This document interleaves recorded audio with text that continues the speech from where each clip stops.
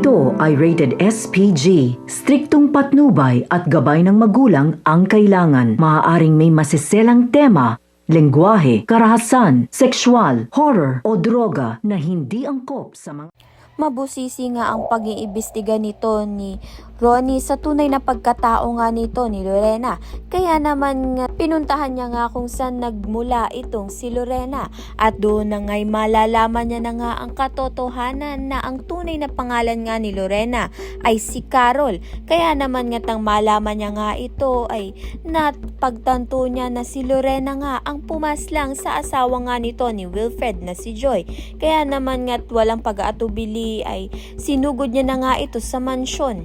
Subalit nang maharap nga ni Ronnie itong si Lorena, ay alam na nga ni Lorena ang katotohanang hindi nga siya pumaslang dito kay Joy. Dahil sa paghahalungkat nga niya ng mga papeles sa kwarto nga nito ni Wilfred, na basa nga niya ang autopsy report nito ni Joy. Natiliwas nga sa ginawa nga noon nito ni Lorena bilang Carol pa siya, dahil naitulak nga niya lang ng aksidente itong si Joy at nawalan nga ng malay. Subalit mas malala nga ang autopsy report nito, kaya naman nga may posibilidad na na-set up nga lang itong si Lorena.